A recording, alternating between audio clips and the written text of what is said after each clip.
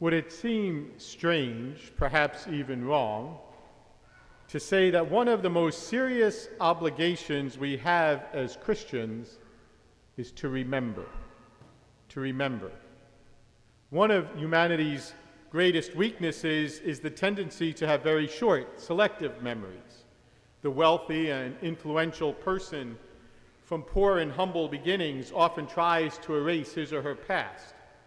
The one who benefited from the compassion and charity of others can become selfish and demanding.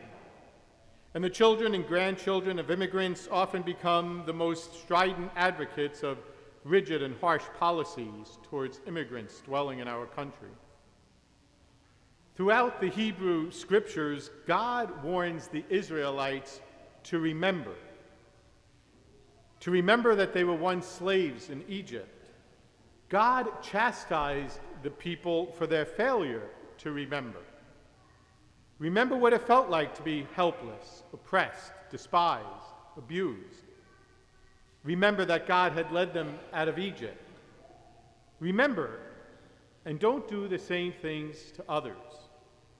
This week, July 4th, we celebrate Independence Day, a national holiday commemorating the day in 1776 when the 13 colonies declared their independence from England. This holiday is a perfect time to remember the blessings that we enjoy because we live in the United States. We can choose the people whom will govern us or represent us. We have the right to express our political opinions and to practice our religion. We can freely assemble with our fellow citizens to promote social change. We have access to public and private education. We have the internet, television, radio, smartphones, computers, social networks to keep us informed, to keep us connected. We have access to food, shelter, healthcare, far beyond most of the world. Remembering is so very important. In the context of rising mistreatment and persecution of illegal immigrants, we might remember that most of our ancestors also came from other countries and struggled to make a new life. Whatever political solutions are enacted with regard to this difficult issue, we should never forget that the vast majority of us dwelling in our land were once, our parents, grandparents were immigrants. They were merely poor, desperate people driven by economic need, and people today should be treated as such. Also, we must remember and renew our commitment to making the dream of peace, justice, racial equality a reality for all our sisters and brothers here in New Jersey and around the world, the United States. Friends, today we remember also that Jesus is calling us to a new way of living, challenging us to see that any movements that do not recognize the dignity of each and every person is prone to power politics and violence. The Christian writer C.S. Lewis was often criticized by his friends for sending money to everyone who asked him, regardless of whether they were deserving.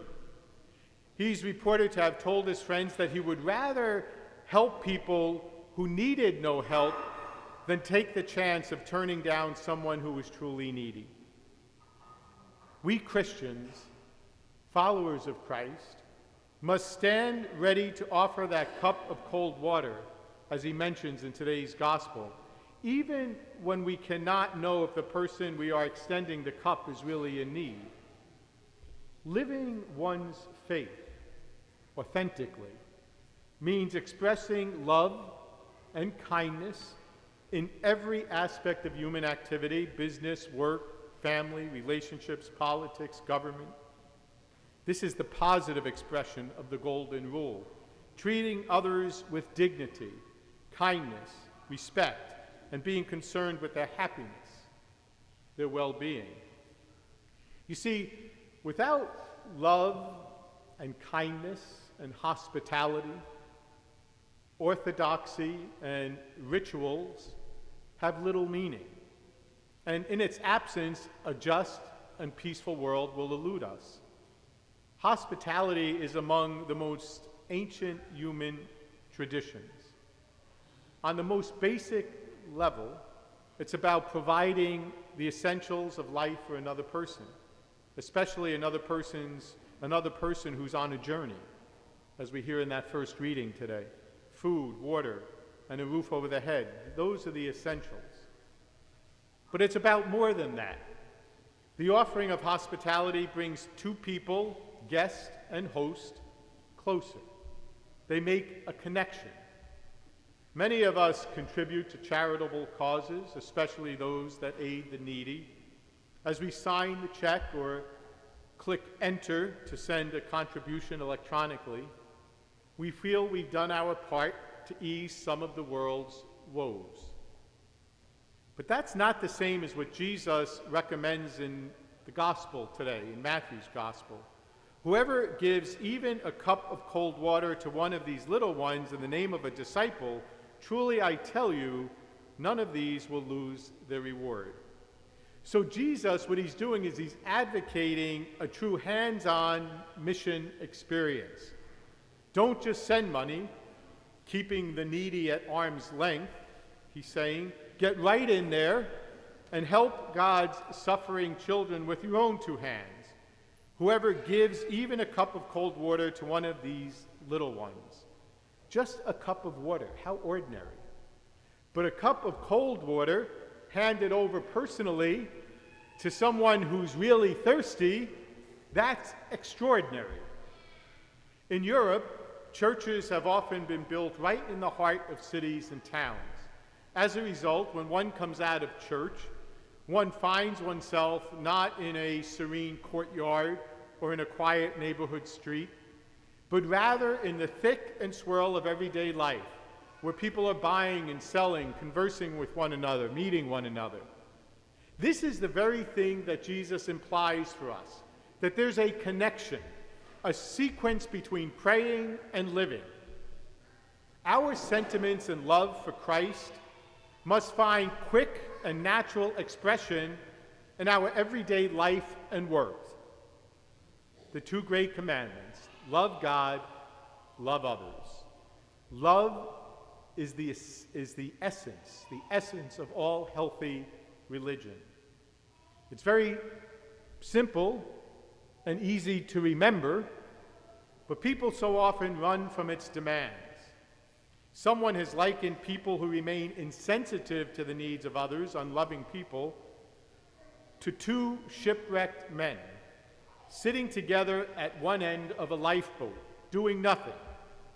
They watch intently as the people on the other end of the boat bail furiously, trying to keep the boat afloat. And one man then says to the other, "Thank God that hole isn't in our end of the boat." You know, as Christian people, we must become ever more sensitized to the reality that human need, wherever it exists, is our concern. That we are all, quite literally, in the same boat, moving toward a common destiny. How many times during the recent pandemic did we hear the phrase, "We're all in this together"? Together. We are, in this world of ours, together. That we are all God's children is the basis of our Christian witness. As people of faith, we need to grow and develop in our ability to be compassionate, to empathize with other persons, to understand where they're coming from. We need to work at not being threatened by persons who are not conforming precisely to what we think they ought to be doing. We need to work at being able to listen to the other person and really see the other person.